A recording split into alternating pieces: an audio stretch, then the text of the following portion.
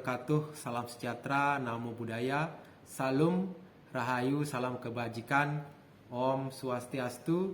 Saya Imade Edi Juniawan, calon guru penggerak rekognisi angkatan 9. Pada kesempatan kali ini saya akan berbagi praktek baik kepada guru-guru di sekolah, yaitu budaya positif sekolah. Dua materi yang akan saya sampaikan yaitu 5 posisi kontrol dan segitiga restitusi.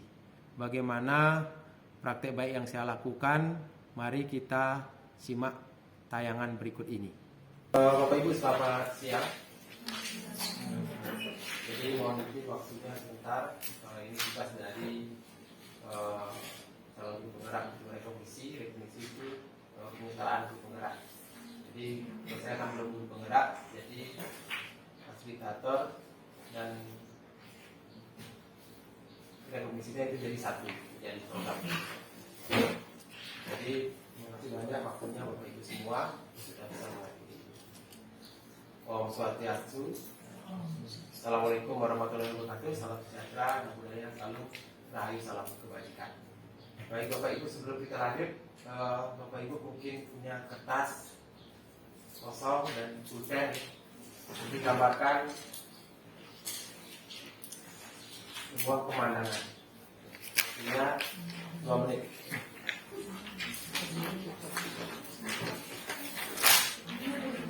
Gambar pemandangan 2 menit.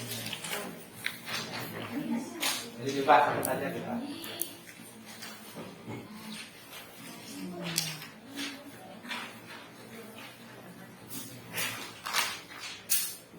Jadi Bapak Ibu gambar, silakan gambar pemandangan.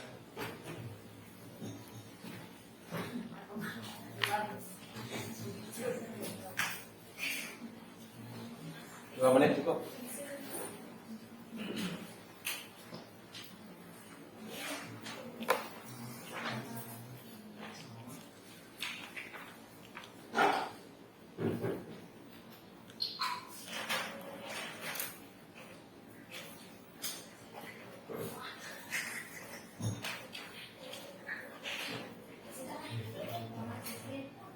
Nanti foto ambil foto bisa, karena ini video.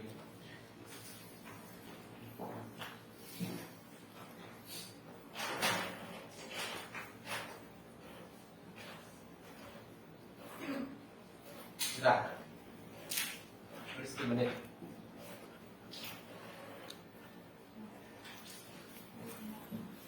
Sebagai tahu.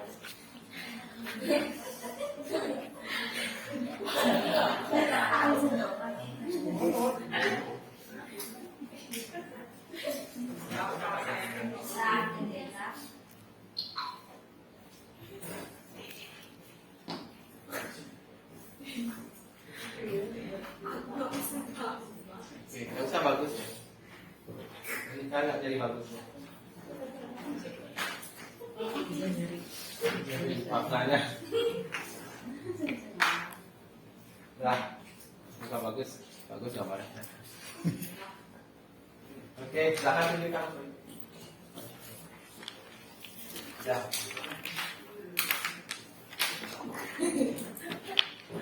Dua pipa.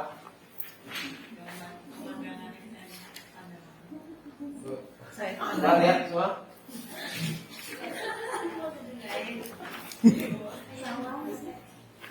Berapa orang kalau bunuh angkat tangan?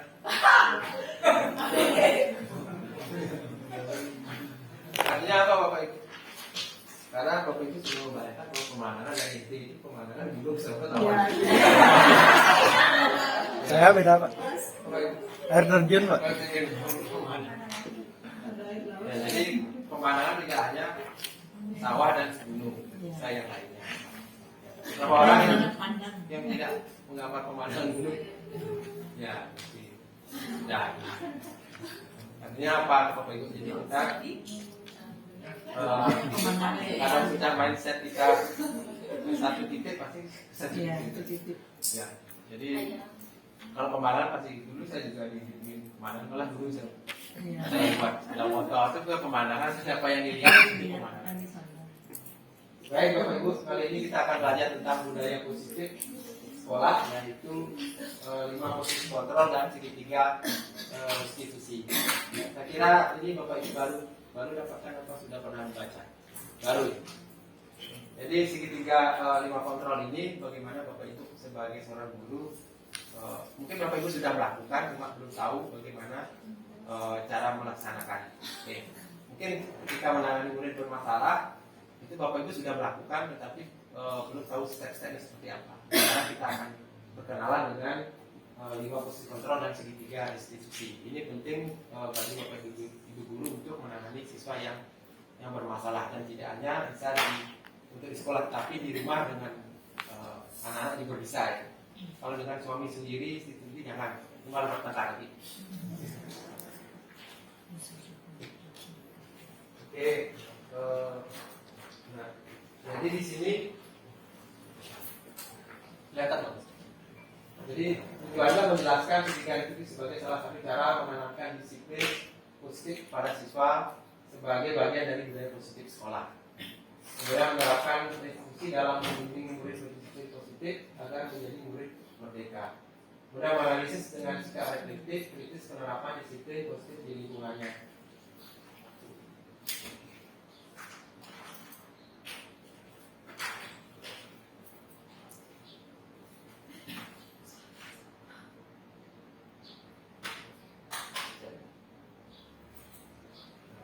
Jadi 5 kontrol restitusi itu, jadi menurut Diane Gosan dalam bukunya Restitution Restructuring School Discipline itu tahun 98 mengungkapkan bahwa guru perlu meninjau kembali penerapan disiplin dalam ruang kelas mereka selama ini.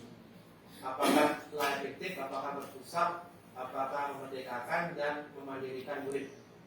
Bagaimana dan mengapa? Melalui serangkaian riset dan berdasarkan pada teori kontrol. Ini Dr. William Gesser, dosen berkesimpulan ada 5 posisi kontrol yang diterapkan seorang guru, orang tua ataupun atasan dalam melakukan kontrol. 5 posisi kontrol tersebut itu sebagai penghukum, pembuat rasa bersalah, sebagai teman, pemantau atau manajer. Jadi sebagai guru mana nanti Bapak Ibu bisa terapkan, apakah sebagai penghukum atau pembuat rasa bersalah, teman, pemantau atau manajer. Jadi bagaimana langkah-langkahnya ketika Bapak Ibu sebagai seorang penghukum, apakah itu perlu diwajibkan atau tidak? Nah, sebagai penghukum Bapak Ibu itu ada ilustrasinya. Ini nggak kelihatan ya dari belakang. Jadi seorang penghukum itu bisa menggunakan hukuman fisik maupun verbal. Orang yang menjalankan posisi penghukum senantiasa mengatakan bahwa sekolah memerlukan sistem atau alat yang dapat lebih mendekat murid. Murid lebih dalam lagi, guru-guru yang menerapkan posisi penghukum akan berkata, patuhi aturan saya atau awas, ya, dalam bentuk ancaman kan. Kemudian kamu selalu saja salah, selalu yang terakhir selesai. Jadi itu termasuk tindakan penghukum. Apakah itu tepat? Jadi kita nanti bisa bandingkan sebagai penghukum, sebagai teman, atau membuat rasa bersalah. Jadi sejenis itulah kalimat-kalimat yang diucapkan kalau seandainya kita sebagai penghukum. Nah kemudian setelah itu guru ini senantiasa percaya bahwa hanya ada satu cara agar pembelajaran bisa berhasil, yaitu cara dia menghukum dengan suara tinggi, bahasa tubuh melotot. Nah berarti kan intimidasi ke anak-anak. Kalau saya dulu menerapkan sebagai dia seorang hukum. Kemudian tanya kepada diri Anda, bagaimana perasaan murid bila guru berikan seperti itu pada saat muridnya datang terlambat. Kira-kira bagaimana ketika Bapak Ibu memberikan kata-kata yang seperti itu. Jadi kita kenalin dulu masing-masing. Nah, kalau dibuat merasa bersalah, jadi pada posisi ini biasanya guru dan akan bersuara lebih lembut. Membuat rasa bersalah akan menggunakan keheningan, membuat orang lain merasa tidak nyaman, bersalah atau rendah diri. Kata-kata yang lembut akan seperti, ibu sangat kecewa sekali dengan kamu. Nah, kira-kira Bapak Ibu pernah ketika menangani siswa seperti itu? Misalnya, itu juga di rumah dengan anak-anak gitu misalnya. Nah, kemudian ada berapa kali Bapak harus memberitahu kamu ya gitu. Kemudian bagaimana coba kalau orang tua kamu tahu kamu berbuat begini, berarti dia membuat siswa yang bermasalah itu seakan dia merasa bersalah. Nanti apa efeknya kan gitu ya? Nanti dia merasa rendah diri, merasa trauma. Jadi kalau membuat merasa bersalah, jadi kan suaranya tidak tinggi, lemas dia, seakan-akan menyalahkan sepenuhnya ke anak-anak. Itu saja untuk membuat merasa bersalah. Kalau bisa dibandingkan dengan hukum tadi, dengan bersalah, kalau hukum kan mengatur ya ketat. Gitu. Kemudian bersalah, nah sebagai teman, biasanya kata-kata yang Bapak Ibu gunakan itu, ayolah bantu Bapak ya, ayo ingat tidak bantuan Bapak selama ini. Ya sudah kali ini tidak apa-apa, nanti Ibu bantu bereskan. Jadi ketika anak bersalah, Bapak Ibu membiarkan, istilahnya membiarkan, ya, yang membiarkan. Gak apa-apa, nanti juga gitu kan, itu biasanya ya. Jadi di sini juga agak sedikit lemah. Jadi kalau anak-anak yang dia kan bisa kita jadikan teman beneran gitu maksudnya. Jadi ramah, akrab, bercanda dengan bahasa umum, merapat pada murid, mata dan tindakan. Ketika kita menangani seperti itu, nanti akannya seperti apa. Kemudian ada pemantau. Nah di pemantau ini lebih ketat pengawasannya. Jadi perilaku orang-orang yang kita awasi, posisi pemantau berdasarkan pada peraturan dan konsekuensi. Jadi di sini menekankan peraturan. Jadi peraturan apa yang telah kamu lakukan, sanksi atau konsekuensi apa. Jadi ketika melanggar kita menerapkan peraturan agar mereka melaksanakan peraturan dengan baik. Jadi pemantau di sini suara datar, bahasa tubuh yang formal. Misalnya guru bertanya, Adi, tahukah kamu jam berapa kita mulai? Kan misalnya siswa terlambat, tahu Pak kamu terlambat 15 menit. Apa kamu sudah mengerti konsekuensi yang harus dilakukan bila terlambat? Paham Pak, saya harus tinggal di kelas. Nah jadi di sini lebih menekankan ke penerapan disiplin. Jadi Bapak Ibu bisa memilih dari menghukum, membuat merasa bersalah, kemudian sebagai pemantau, sebagai teman, sebagai pemantau. Kemudian yang terakhir, nah sebagai manajer. Jadi posisi terakhir manajer adalah posisi di mana guru berbuat sesuatu bersama dengan murid, mempersilahkan murid mempertanggungjawabkan perilakunya, mendukung murid agar dapat menemukan solusi atau permasalahannya sendiri. Nah, di sini seorang manajer telah memiliki keterampilan di posisi teman maupun memantau, dan dengan demikian bisa jadi di waktu tertentu kembali kepada kedua posisi tersebut bila diperlukan. Namun bila kita mengingatkan murid kita menjadi manusia yang merdeka, mandiri dan bertanggung jawab, maka kita perlu mengacu pada instruksi yang dapat menjadikan murid seorang manajer bagi dirinya sendiri. Nah kata-kata yang digunakan ini lebih ke arah menuntun Bapak Ibu ya. Jadi seorang yang manajer akan berkata apa yang kita yakini di kelas, apa yang sudah kita sepakati di kelas, itu katakan lagi. Bisa sebagai pemantau di sana yang tadi, bisa sebagai teman di sini, ya sesuai dengan. Nah sekarang apakah kamu meyakininya? Ya saya tersepak. Mereka buat kesepakatan, mereka meyakini. Jika kamu meyakinkan apa kamu bersedia memperbaiki, jika kamu memperbaiki hal apa yang menunjukkan kamu tentang dirimu, apa rencana kamu untuk memperbaiki hal itu. Jadi di sini manajer itu kalau tadi sebagai pemantau kan memaksakan dia aturan, tapi ini di manajer itu dia bisa sebagai temannya, sebagai pemantau yang pada akhirnya dia akan memperbaiki perilakunya sendiri dengan bertanggung jawab. Nah, itu sebagai manajer. Jadi mana kira-kira yang dari dua posisi kontrol itu yang bisa Bapak Ibu terapkan di siswa? Apakah sebagai penghukum, membuat rasa bersalah, sebagai teman, pemantau, atau sebagai manajer. Jadi kalau manajer dia bisa sebagai komando, sebagai teman juga bisa. Jadi di sana dia tidak menyalahkan siswanya, tapi memberikan pertanyaan balik. Apakah tindakan ini kira-kira benar menurut kamu? Jadi tanya balik. Nah, ditanya lagi solusinya apa? Ya, dari sendiri saya tidak akan melakukan ini. Beda kalau kita ada murid langsung kita marah-marah, tidak bertanya tentang bagaimana masalah sebelumnya, bagaimana mengapa ini bisa terjadi.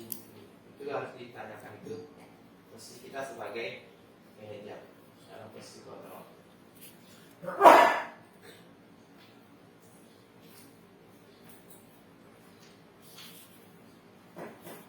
Di sini kalau posisi manajer itu,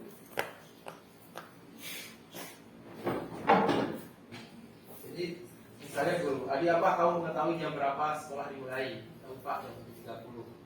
Ya, jadi kamu terlambat. Kira-kira bagaimana kamu akan memperbaiki masalah ini? Itu kan sebagai pemantau tadi ya, pengawas. Saya bisa menanyakan temannya Pak untuk mengejar tugas tertinggal. Berarti di sini sudah dia masuk sebagai manajernya. Baik, bisa dilakukan apa misalkan ada masalah kamu dia bisa hadir tepat waktu ke sekolah. Jadi dia bertanyakan kira-kira apa masalahnya, dia bisa terlambat. Tidak langsung dia mencak-mencak kamu terlambat ini, tidak memberikan kesempatan untuk siswa. Kira-kira mungkin di rumahnya ada masalah. Tidak Pak, saya hadir tepat waktu. Baik, saya ada usaha untuk memperbaiki diri. Jadi seperti seorang manajer, sehingga siswa itu sendiri yang memiliki kesadaran. Jadi pada posisi manajer, maka suara guru sebaiknya tulus, tidak perlu marah, tidak perlu meninggikan suara, apalagi menunjukkan jari ke murid, berkaca pinggang atau bersikap seolah-olah menyesal, nampak sedih sekali akan perbuatan murid atau bersedang gurau menempatkan diri sebagai teman murid. Ya, jadi Bapak Ibu mungkin selama ini ketika kita bercanda kita seakan terpancing emosinya. Jadi itu sebenarnya tidak boleh dilakukan. Kita yang berusaha untuk mengontrol diri.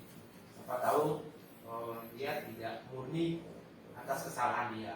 Karena di rumahnya juga ada masalah. Jadi dia tidak siswa trauma. Fokus ada pada murid bukan untuk membahagiakan guru atau orang tua. Murid sudah mengetahui adanya suatu masalah dan suatu perlu terjadi. Bila guru mengambil posisi pemantau, guru akan melihat apa konsekuensi, apa aturannya. Jadi boleh Bapak Ibu sebagai pemantau, sebagai teman, ya gabungan keduanya itulah Bapak Ibu sudah memposisikan diri sebagai manajer. Jadi seandainya mereka memecahkan sesuatu misalnya, jadi konsekuensinya apa? Misalnya melupakan cairan kelas. Jadi konsekuensinya apa? Jadi dia mengambil pelor kan, jadi itu tidak dilakukan lagi. Kalau menghukum kan, Bapak Ibu menyuruh mereka berdiri, berdiri kamu, itu sebagai penghukum. Jadi kira-kira untuk era sekarang mana yang lebih tepat? Kemudian ada segitiga restitusi. Jadi tadi 5 posisi kontrol, Bapak Ibu bagaimana memposisikan diri Bapak Ibu ketika menangani sisa siswa yang bermasalah, termasuk juga anak-anak kita yang ada di rumah. Nah, jadi itu posisi kontrol sekarang yang paling penting adalah segitiga restitusi. Jadi tadi sudah ada keterampilan tentang bagaimana mengetahui dan mengenal cara-cara menangani siswa yang bermasalah. Jadi di sini Tian Dosen dalam buku restitusi tahun 2021 telah merancang sebuah tahapan untuk memudahkan para guru dan orang tua dalam melakukan proses untuk menyiapkan anaknya untuk melakukan restitusi bernama segitiga restitusi triangle. Di sini ada proses 3 tahap tersebut didasarkan pada prinsip-prinsip utama dari teori kontrol. Jadi langkah pertama itu ada menstabilkan identitas, nanti seperti apa tindakan menstabilkan identitas. Kemudian validasi tindakan yang salah, menanyakan keyakinan. Jadi tiga itu nanti kita pahami ketika Bapak Ibu menangani siswa bermasalah gunakan tiga institusi ini. Maka kalau di posisi tadi, posisi Bapak Ibu di mana? Yang ini adalah yang tadi posisinya, yang ini adalah caranya. Boleh dibilang ini tadi cara manajer yang terakhir bisa menggunakan cara yang ini. Jadi teori kontrol di sini itu langkah pertama menstabilkan identitas. Kita semua akan melakukan hal yang terbaik yang bisa kita lakukan. Nanti kita akan jadi seperti apa Bapak Ibu mungkin masih bingung dengan tiga institusi ini, masing-masing langkahnya seperti apa. Nah, kalau digambarkan seperti ini tiga institusi. Nah, menstabilkan identitas itu seperti apa Bapak Ibu? Nah, ketika siswa kita bermasalah, jadi kita menstabilkan dulu identitas. Jadi bagaimana? Jadi segitiga bagian dasar dari segitiga bertujuan untuk mengubah identitas anak dari orang yang gagal karena melakukan kesalahan menjadi orang yang sukses. Anak yang melanggar peraturan sedang mencari perhatian adalah anak yang sedang mengalami kegagalan. Dia mencoba untuk memenuhi kebutuhan dasarnya, namun ada benturan. Kalau kita mengikuti dia, maka kita akan tetap membuatnya dalam posisi gagal. Kalau kita ingin dia menjadi reflektif, maka kita harus meyakinkan si anak dengan cara mengatakan kalimat-kalimat seperti ini. Jadi ketika siswa bermasalah, Bapak Ibu tanyakan. Jadi berbuat salah itu tidak apa-apa. Itu ya. Artinya ketika dia bermasalah kan, mengapa kita mengatakan itu? Setidaknya kita ingin masuk ke dalam hati mereka daripada kita langsung marah-marah kan. Nah, biar trauma ini kita terkuras, kita tidak bisa mengontrol diri dan sebagainya.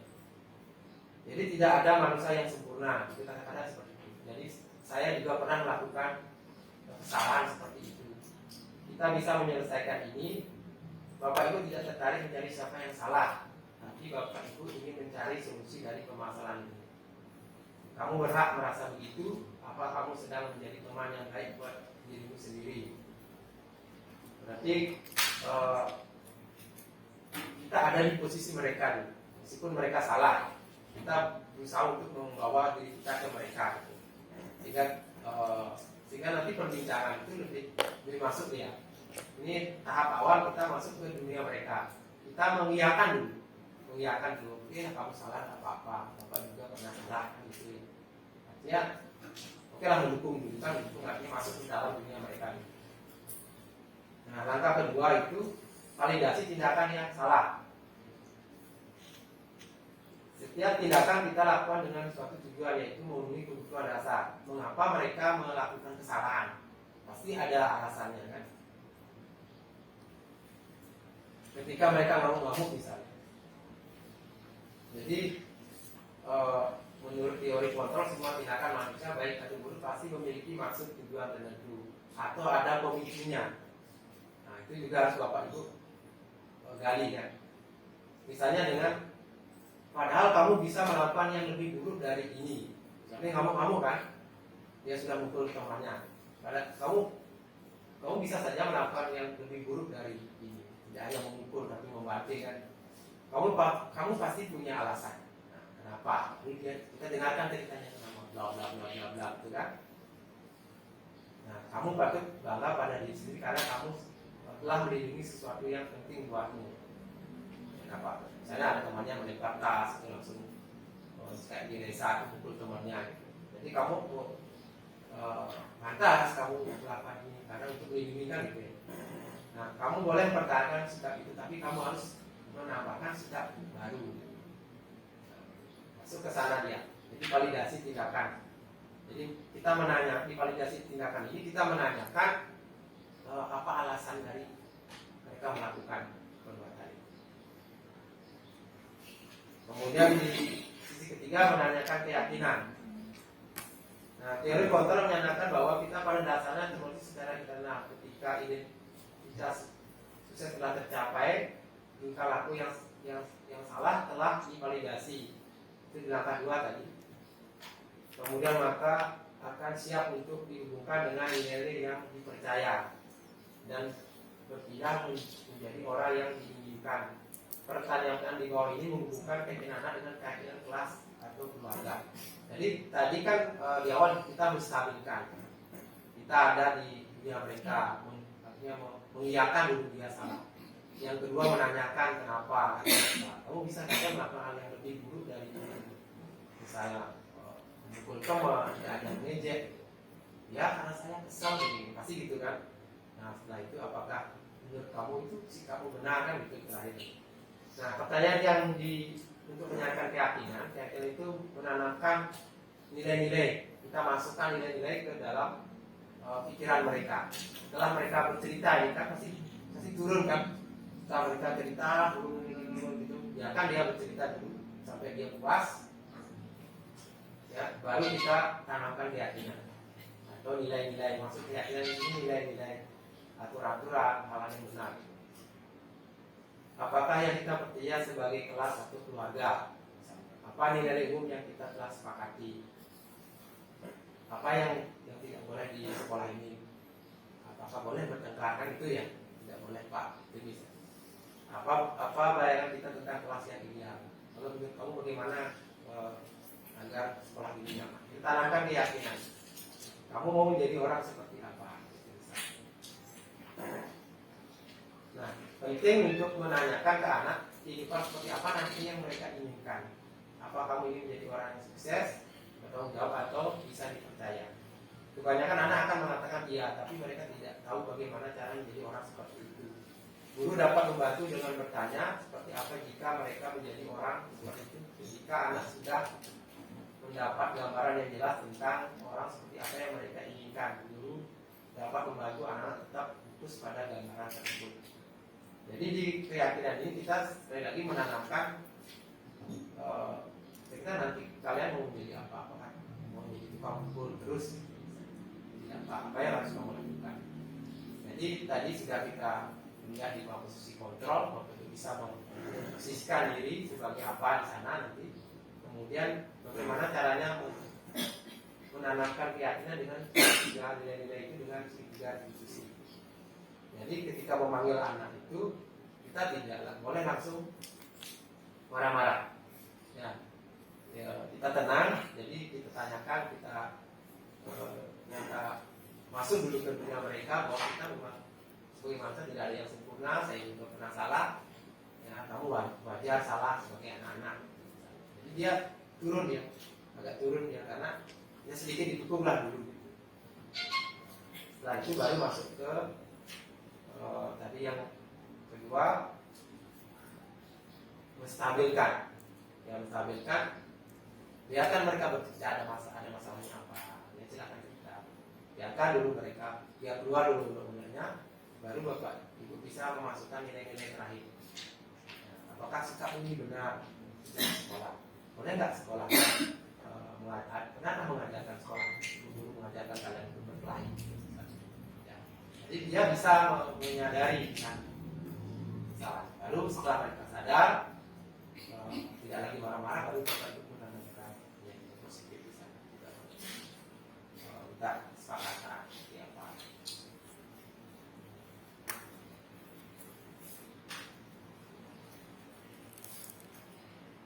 Nah, kita akan lihat di videonya. Ada speaker Pak Bim. Yang di bawah. Stop.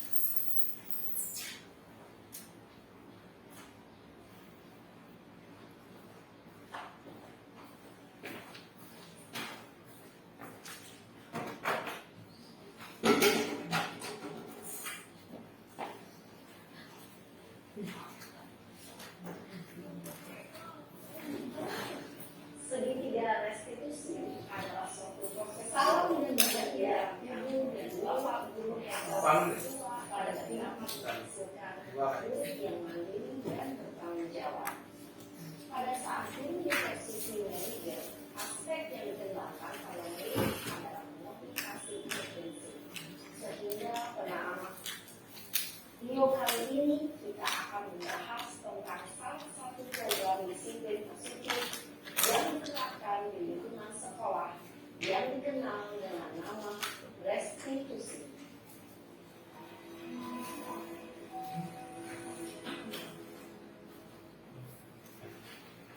Restitusi digunakan oleh pakar pendidikan dari dosen berlandaskan pada teori kontrol Dr. William Glaser. Segitiga restitusi adalah suatu proses dialog yang dijalankan oleh guru atau orang tua agar dapat menghasilkan murid yang mandiri dan bertanggung jawab.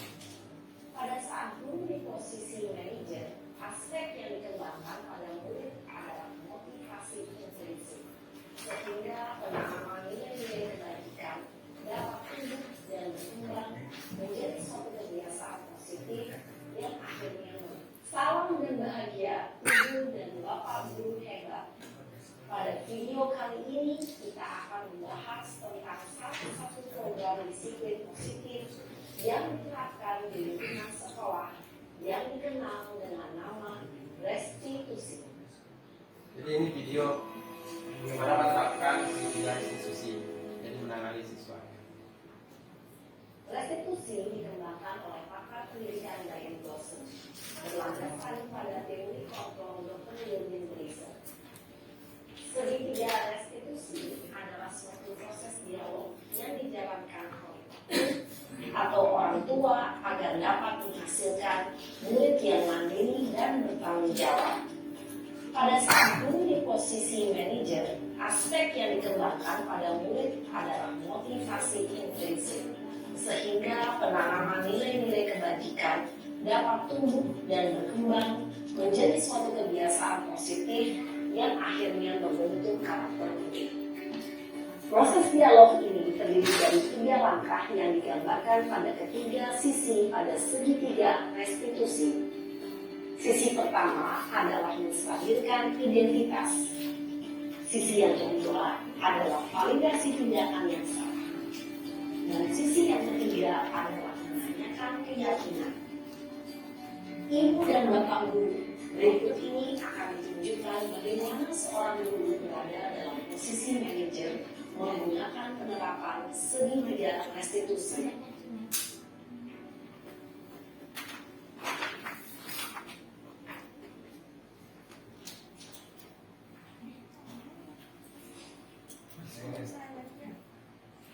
Iya, saya. Sudah lama nggak ketemu saya. Kenapa hari ini ada di sini? Kesel pak, kesel banget. Masa aku dikatain tukang fitnah pak? Ya aku marah lah. Aku udah dikatain TK di depan kelas. Kesel banget. Oh, begitu. Ya pasti kamu marah dan kesal. Bapak juga akan marah apabila ada yang menuduh Bapak seperti itu. Kemudian pada saat itu kamu mau melakukan apa? Ya saya langsung ngatain TK lah pak. Kesel banget. Saya bentak-bentak dia depan teman-teman lain. Oh, begitu. Pasti kamu melakukan seperti itu karena satu alasan tertentu, kan? Iyalah, masa saya diam saja pak? Ya saya bela diri lah. Masa saya dituduh tukang fitnah? Ya, wajar lah. Mempertahankan harga diri itu sesuatu yang penting buat kamu. Untung kamu tidak bertindak lebih gegabah lagi. Hanya membentak-bentak. Iya pak. Untung saya masih bersabar dan hanya membentak saja. Sudah gemes padahal. Saya pasti bela diri lah. Iya, pasti ya. Tapi kamu memilih untuk tetap bertahan dan bersabar. Kamu memilih untuk tidak berbuat lebih parah lagi, kan? Iya. Nah, sekarang coba kita lihat lagi. Tindakan kamu yang bentak-bentak Eka di kelas. Tindakan kamu itu kira-kira sesuai dengan keyakinan kelas atau prinsip kamu tidak? Enggak lah pak. Capek pak jadi pemarah. Jadi keyakinan atau prinsip mana yang kurang sesuai dengan keinginan kamu? Ya saya sebenarnya sangat menghargai orang lain. Mungkin saat itu saya menjadi emosi. Jadi tidak menunjukkan sikap itu. Kamu meyakini tidak? Menghargai orang lain itu penting buat kamu. Yakin lah pak. Iya, setuju. Kita harus saling menghargai. Namun ada juga keyakinan yang kita sepakati yang perlu kita jalankan apabila kita sedang marah, bukan? Ya saya bisa lebih proaktif. Mulai dengan diri sendiri. Saya bisa jadi lebih sabar, mengambil pilihan untuk berpikir mau apa selanjutnya. Kira-kira kamu bersedia memperbaiki masalah ini tidak? Iya Pak. Kalau kamu memperbaiki masalah ini, kamu akan menjadi orang seperti apa? Saya akan menjadi orang yang bertanggung jawab kali ya Pak. Dan senantiasa proaktif. Iya. Menurut kamu, bagaimana rasanya menjadi orang seperti itu? Ya nyaman lah. Bangga bisa disabar dan tahan diri. Baiklah kalau begitu. Yuk kita pikirkan bagaimana memperbaiki masalah ini.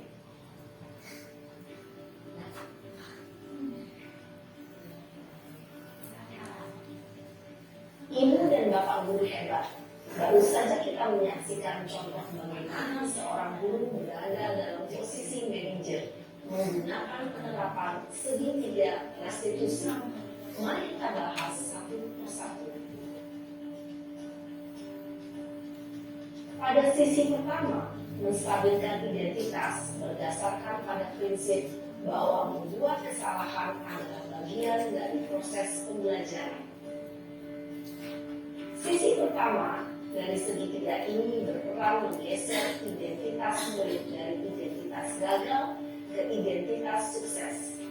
Murid yang sedang bertingkah laku yang tidak pantas atau menarik diri saat itu sedang mengalami identitas gagal.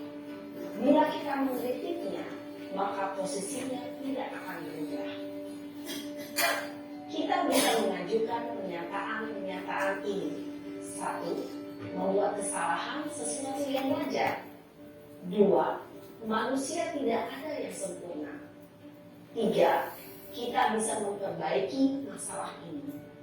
4. Saya tidak menanyakan kesalahannya. Saya lebih fokus bagaimana memperbaiki masalah ini. 5. Apakah saat ini kamu tengah menjadi orang yang baik untuk dirimu sendiri? Pada sisi kedua, validasi tindakan yang salah berlandaskan pada prinsip bahwa setiap perilaku berupaya memenuhi suatu kebutuhan tertentu. Guru yang telah memahami teori kontrol akan bergeser dari pemikiran stimulus respon menjadi proaktif dan mencoba untuk mengenali tujuan dari perilaku murid, mengenali dan mengakui kebutuhan murid ini dapat memperbaiki hubungan dengan murid tersebut. Pernyataan atau pertanyaan bisa disampaikan dengan nada suara tidak menghakimi atau memojokkan, sehingga dapat mengembalikan murid pada posisi positif. 1. Kamu bisa saja bertindak lebih gegabah lagi dari ini. 2. Kamu bukan melakukannya tanpa suatu alasan tertentu. 3. Kamu melakukannya karena mempertahankan sesuatu yang penting bagimu. 4. Mungkin kamu bisa mempelajari suatu perilaku baru yang lebih efektif. Bersediakah kamu mempelajarinya? Selanjutnya, kita akan simak sisi terakhir, yaitu menanyakan keyakinan. Teori kontrol menyatakan bahwa pada dasarnya kita termotivasi secara intrinsik. Pada saat perilaku yang salah telah divalidasi dan identitas sukses telah stabil, maka murid telah siap menaikkan keyakinan-keyakinannya dengan tindakannya yang salah dan pemikirannya telah bergeser ingin menjadi orang yang dituju. Pertanyaan-pertanyaan ini dapat menaikkan keyakinan-keyakinan yang kami murid. 1. Sebagai keluarga atau kelas, apa yang kita yakini? 2. Nilai-nilai apa yang telah kita sepakati? 3. Seperti apa gambaran sebuah kelas yang ideal bagi kamu? 4. Kamu ingin menjadi orang seperti apa?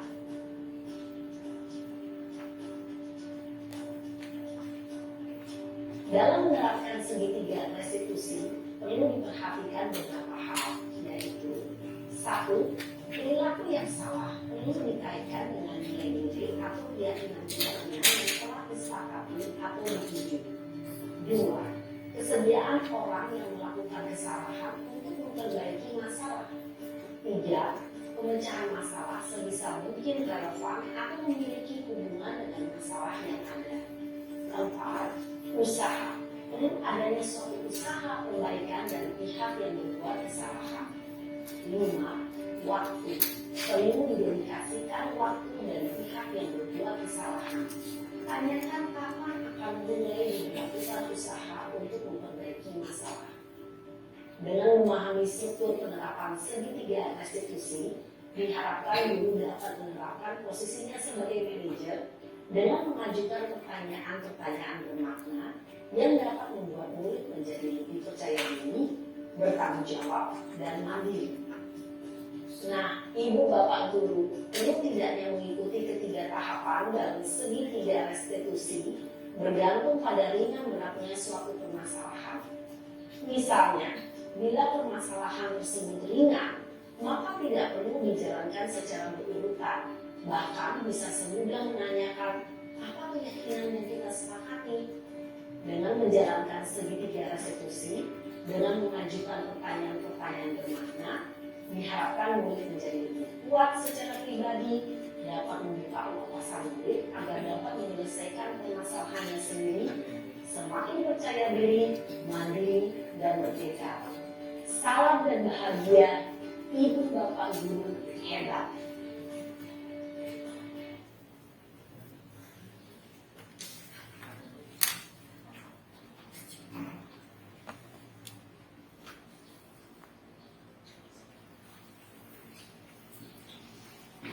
Baik, itu tadi video tentang penerapan segitiga restitusi. Saya yakin Bapak Ibu bisa membayangkan bagaimana kalau misalnya kita berhadapan dengan siswa. Tetapi Bapak Ibu perlu juga disadari bahwa mungkin tidak semua siswa bisa kita terapkan segitiga restitusi. Jadi nanti tergantung dari besar kecilnya masalah tersebut. Jadi saat ada masalah nanti silakan Bapak Ibu gunakan model segitiga restitusi ini terhadap siswa kita. Oke. Jadi misalnya kita pernah membimbing siswa yang berkelahi kemarin misalnya, ya ini saya pakai untuk aja implementasinya. Ya, jadi itu dia lempar tas temannya gitu, miliknya Reza, dia lempar dan Reza datang langsung dia Israel. Jadi kita gunakan tiga restitusi yang mudah tidak kembali ke kantor lagi. Itu sudah pernah saya terapkan kepada siswa kita. Oke, sekarang kita masuk ke tanya jawab. Ada yang ingin Bapak Ibu bertanya? Silakan bertanya. Oh ya, betul. Terima kasih atas kesempatannya. Dalam budaya positif di sekolah itu, secara umum kita itu kan ingin menciptakan suasana belajar yang kondusif dan nyaman bagi anak. Nah, sedangkan belakang-belakang ini, di desa kita lihat banyak sekali anak-anak yang dibullying, itu sampai ada perkelahian, sampai ada yang cedera. Nah, dalam hal ini di mana peran kita sebagai guru. Terus yang kedua, bagaimana cara menerapkan budaya positif di sekolah yang berpihak pada siswa. Nah, sekian, terima kasih. Ada yang bisa menanggapi?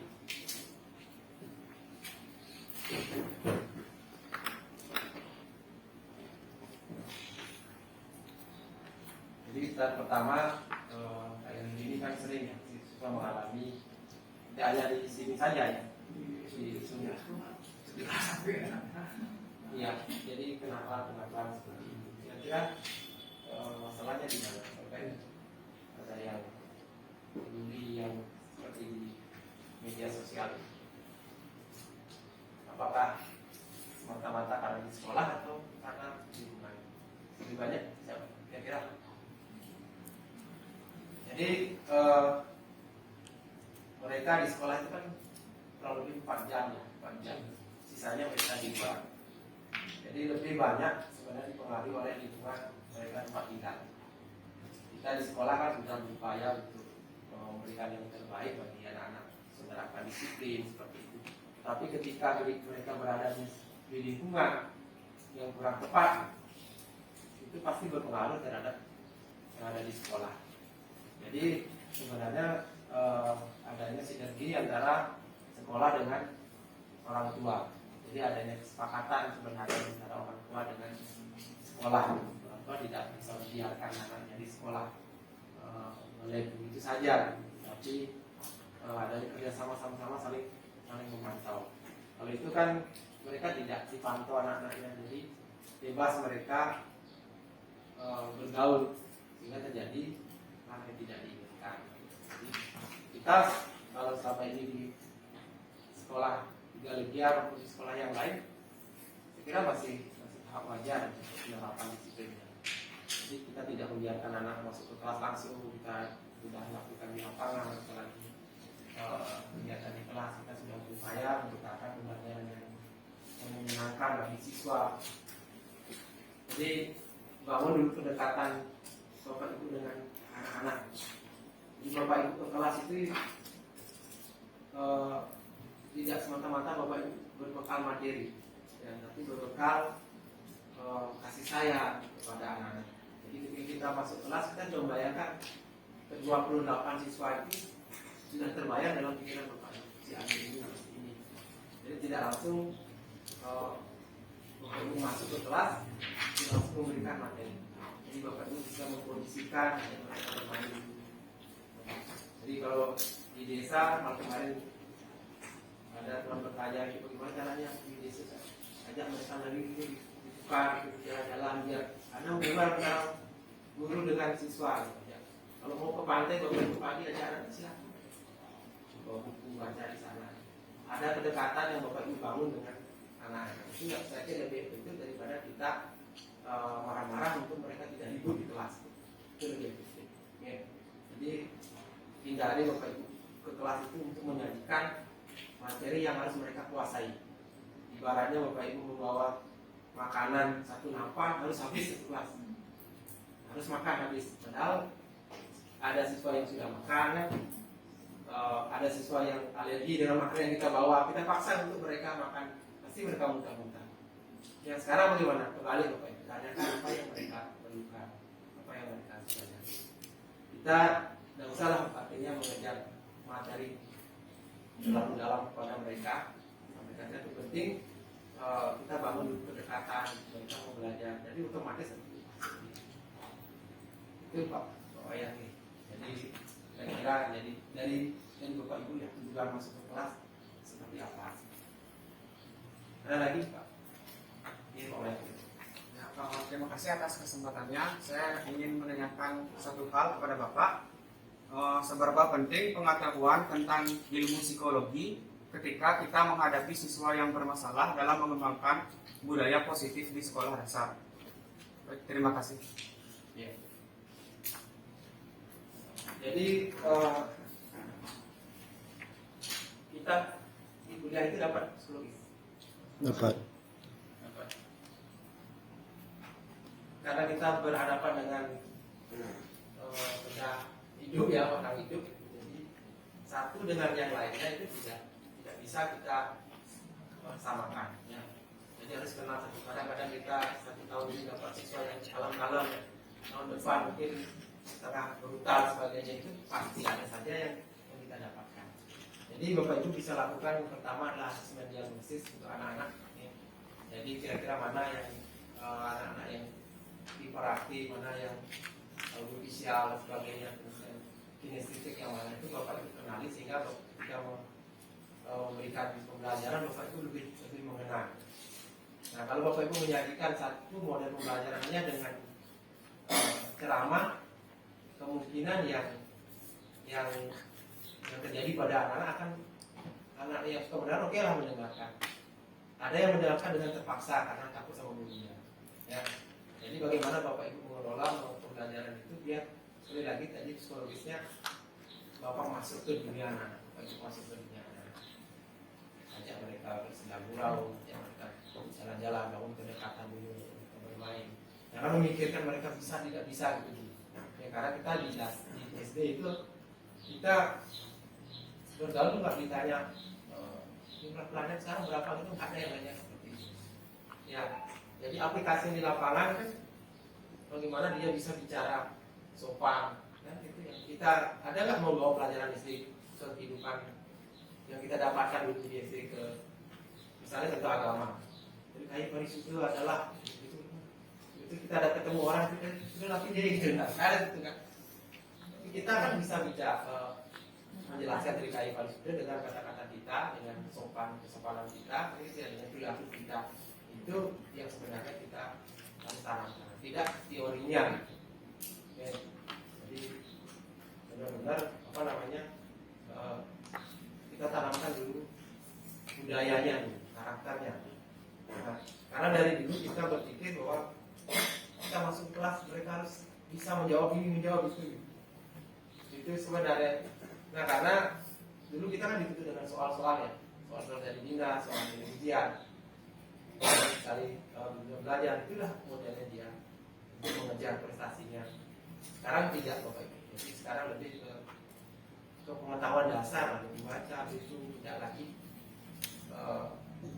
sesuai dengan KIKD-nya, tidak lagi seperti itu. Oke. Jadi lebih ke penanaman budaya, yang karakter, cara mereka berkolaborasi, cara mereka bersikap, cara mereka berkata, itu lebih tanamkan. Nanti kalau mereka mau belajar teori praktek itu bisa di SMA, ya SMA dan kuliah itu lebih tanam. Karena dulu kacau di SD sudah dapat Mahabharata, saya di SMA dapat lagi Mahabharata, kan gitu. Sama ya. Agama itu paling kompleks, kelas 2 sudah Mahabharata gitu. SMA saya dapat lagi Mahabharata. Kenapa tidak? Aplikasinya saja. Nah, bagaimana kita bersikap. Jadi itu perlu kita ubah. Yang Bapak Ibu tidak usah khawatir dengan pembelajaran di kelas. Oke. Karena Bapak Ibu yang buat soal, Bapak Ibu yang tahu anak-anak silakan kasih nilai sesuai dengan pengamatan Bapak Ibu. Yang abaikan dulu tentang cara mereka menjawab soal yang benar yang baik. Ya. Jadi lihat di kelas dia seperti apa. Oke. Bapak Ibu harus punya catatan namanya observasi kelas. Saya tidak ini tidak ada observasi kelas. Itulah maksudnya Bapak Ibu untuk masing-masing anak punya catatan tersendiri. Itu yang real ya. Kalau mereka bisa menjawab 100 tapi akhlaknya tidak baik kan rugi juga. Ini pintar dulu ke sekolah kok ngamuk-ngamuk sama gurunya. Oke, berikan kesan yang terbaik buat anak-anak. Ada lagi yang ingin bertanya?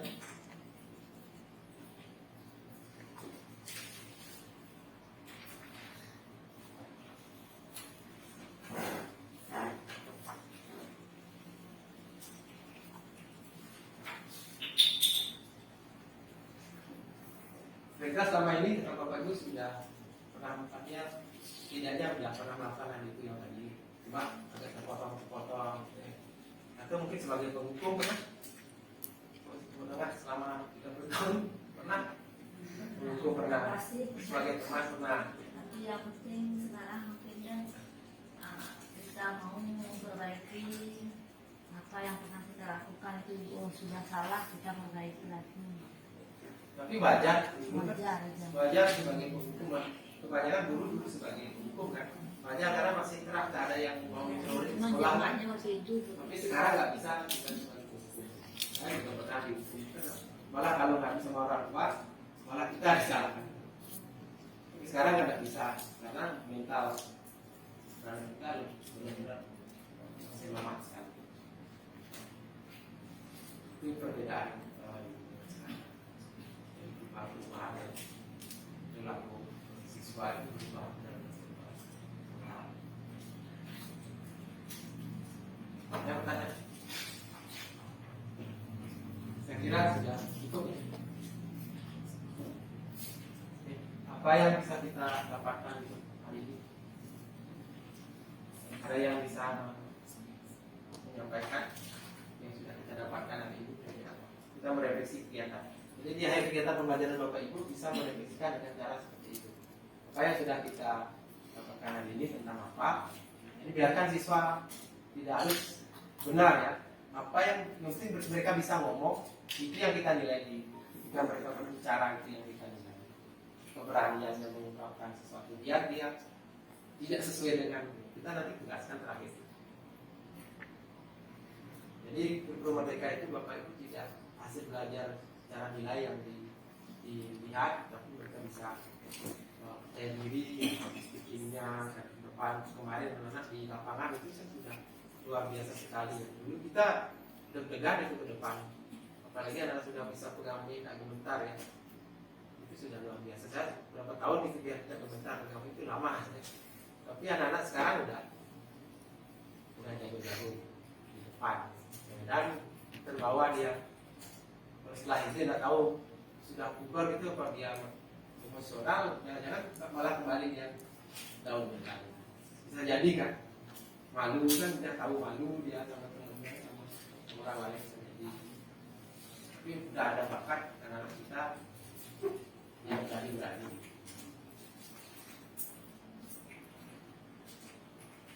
Ini ada yang bisa memberikan deteksi terakhir kira-kira apa yang tidak kita pelajari bersama.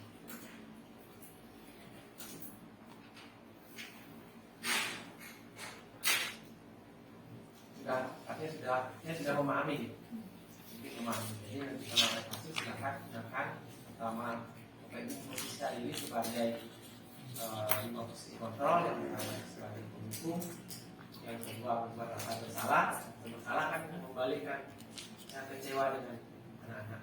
Ini masalah kita sebagai teman, ya tidak apa-apa, tidak.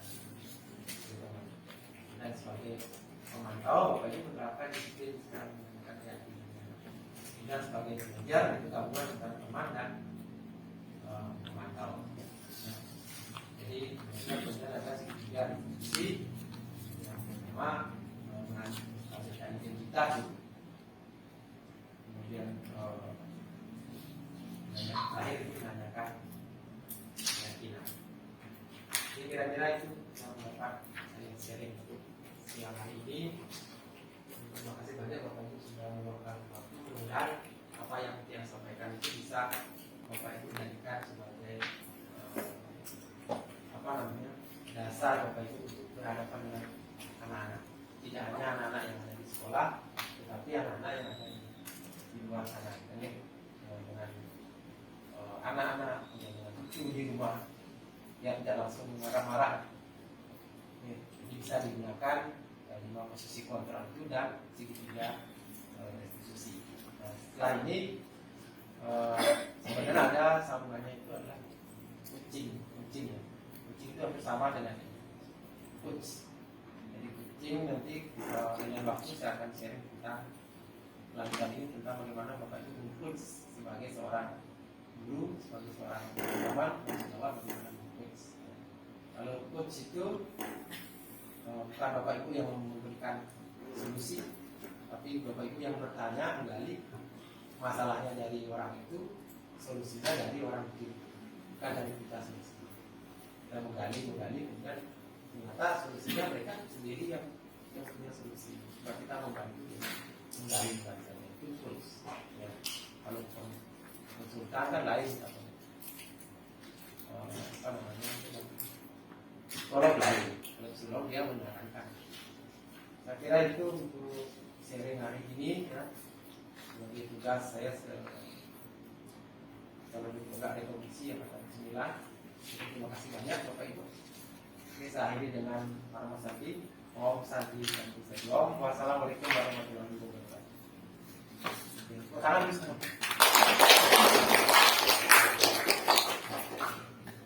Baik, terima kasih. Sekarang bebas. Kita pulangnya berapa?